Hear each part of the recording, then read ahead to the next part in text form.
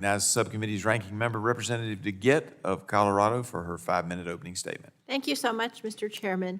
Mr. Chairman, today the bills that we are considering target many facets of public health, from school-based health centers that provide care where students spend most of their time, to increasing awareness of Alzheimer's, breast cancer, and tick-borne diseases.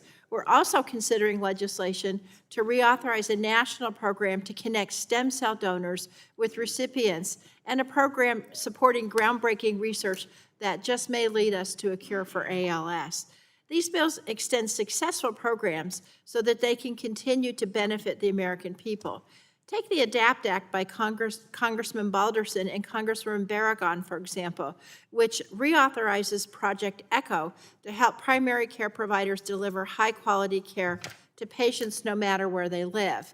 Primary care doctors are the clinicians who are most likely to catch the warning signs of dementia, after all, and the ADAPT Act will create a new focus in Project ECHO to make sure doctors around the country are trained early and accurate on diagnosis of Alzheimer's disease, which impacts more than 7 million Americans.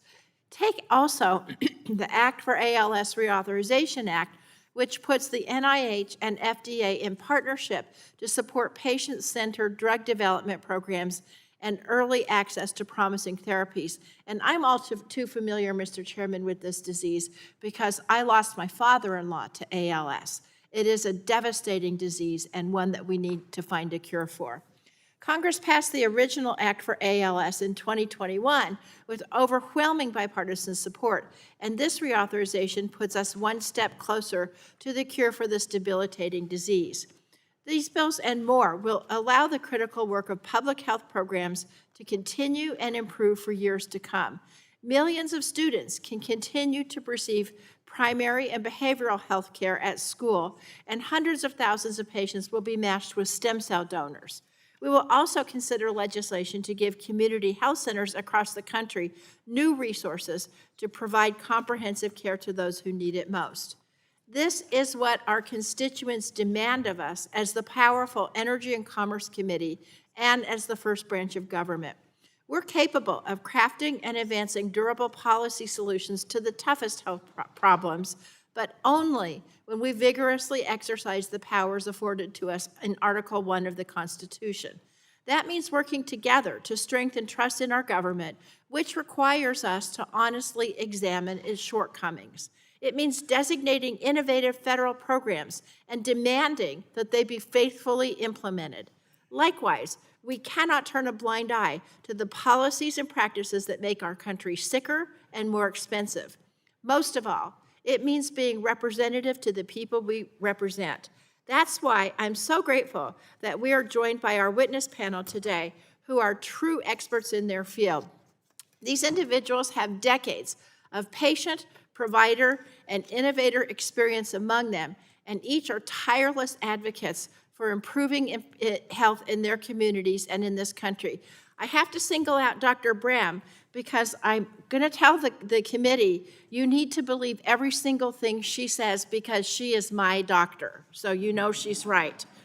I look forward to hearing their perspectives today, without which we cannot effectively legislate.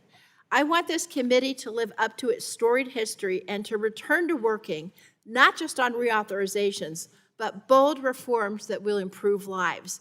Because routine hearings to reauthorize programs that have bipartisan priorities are absolutely the bare minimum.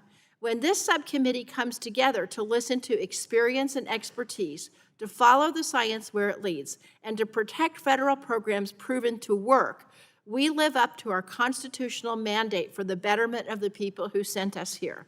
Following almost a year and a half of rank partisanship in this committee, of ignoring the priorities of the people we represent, of zero accountability for the reckless administration, frankly, this hearing is a breath of fresh air. But it should be the rule, not the exception. Disease impacts everybody, not just Democrats, Republicans, or even unaffiliated people, everybody. And so, Mr. Chairman, I urge swift consideration of the bills before us today. I look forward to my colleagues' collaboration to reclaim and vigorously exercise Congress's authority on behalf of our constituents, and I yield back.